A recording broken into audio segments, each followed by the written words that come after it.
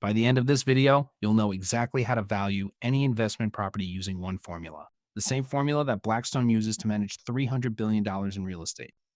And the third thing I'm going to show you is how professionals know, right now, today, whether real estate is cheap or expensive.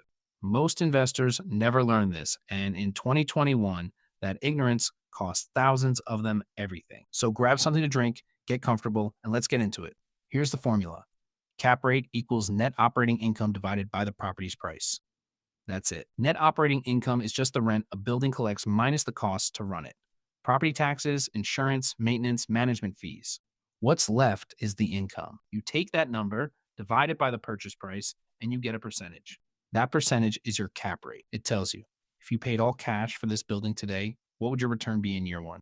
Let me make this real. Say you're looking at an apartment building. It brings in $200,000 a year in net operating income. The seller wants $4 million. 200,000 divided by 4 million. That's a 5% cap rate. Now here's where it gets powerful. Flip the formula around. If you know the income and you know what cap rate similar buildings are trading at, you can calculate exactly what a building is worth. 200,000 in income, market cap rate of 5%. That building is worth $4 million, not a penny more. You can do this math in 60 seconds on your phone. Pull up a listing, find the annual rent, subtract 10% for vacancy, because units don't stay full forever. Then subtract about 40% of gross rent for expenses. What's left is your rough net operating income. Divide by the asking price. Now you have a number you can compare against other properties in the same market. You're not guessing anymore. You're calculating. Now here's where things get interesting. The cap rate formula is clean, simple, beautiful. But the number inside it, the net operating income, that's where people get destroyed. Picture this. You're sitting across a table from a broker. He slides a glossy offering memorandum toward you. Aerial photos, professional layout. Right there on page 3, bold font, is the net operating income, $63,000. He taps the number with his pen. 7% cap rate, he says. Strong income. It looks great, but that brochure doesn't tell you the whole story. That number is almost always inflated. Green Street Advisors, one of the most respected real estate research firms in the country, found that the gap between broker-presented net operating income and what a property actually earns is frequently 10 to 25%. Let that sit for a second. So you take that same building home and open your own spreadsheet. The cursor blinks on an empty cell. You pull the actual rent rolls. You plug in a real vacancy rate of 8%. You include management fees.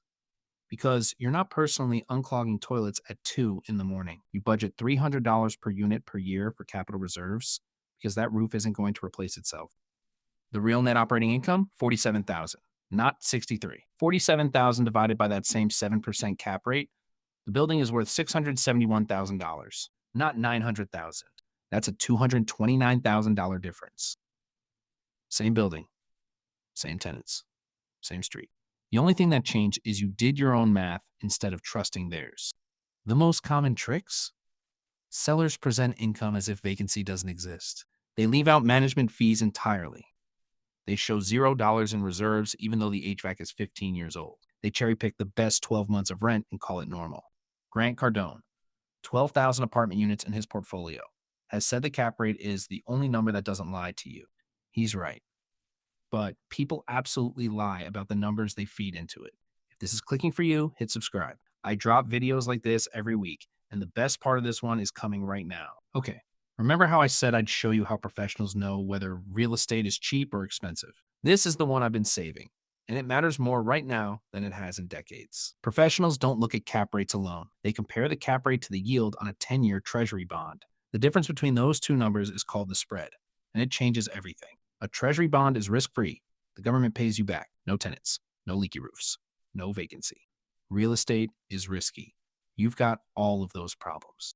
So logically, real estate should pay you more than a Treasury. The historical norm is a spread of about 1.5% to 2.5% above the Treasury yield. In early 2022, the 10-year Treasury sat around 2%. A multifamily building at a 4.5% cap rate gave you a spread of 2.5% above risk-free. That math worked. Investors bought aggressively. Then the Federal Reserve started raising rates. Fastest tightening cycle in 40 years. By late 2023, the 10-year Treasury paid 4.5% to 5%. Now think about that. A building at a 4.5% cap rate. A Treasury bond at 4.5%. The spread is zero. Why would you deal with tenants, maintenance calls, vacancy risk, and a property you can't sell quickly for the same return you get from a government bond you buy on your laptop in your pajamas? You wouldn't. Nobody would. And that's exactly what happened. According to CoStar Group, transaction volume collapsed by 62% in the fourth quarter of 2023 compared to peak 2021 levels. The market froze. Sellers wouldn't lower prices. Buyers refused to overpay. Real estate went on strike. Here's the gut punch. An apartment building generating $200,000 in net operating income at a 4% cap rate in 2021 was worth $5 million. That same building, same tenants, same rent checks, at a 5.5% cap rate in 2024 is worth $3.6 million, $1.4 million in value. Gone. The building didn't change. The tenants didn't leave. The math changed. Thousands of investors learned this the hard way. Couples who put their life savings into 12-unit buildings in Phoenix and Austin at 4% cap rates with adjustable rate loans. One investor on BiggerPockets described it like this: "We did everything right with the property. We just bought at the wrong time. Rates reset.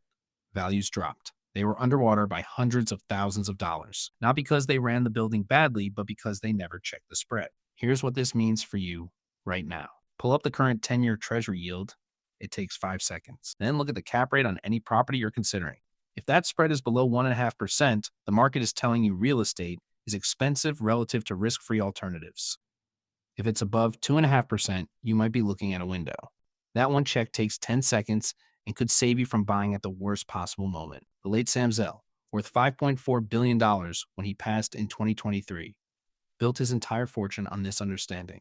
He bought distressed properties when cap rates were sky high and spreads were wide. He stabilized the income, improved the buildings, and watched cap rates compress as confidence returned. He once said, "The definition of a good deal is when you understand the risk better than the price implies." Once you see real estate through the spread, you can't unsee it. So, there it is. The formula that values any property in 60 seconds. The manipulation game that inflates income. And how to catch it cold. And the spread. The professional lens that tells you whether real estate is actually worth buying right now or whether you should wait. That last one alone could save you from the most expensive mistake of your life. If this helped you, share it with someone who's thinking about buying property and subscribe.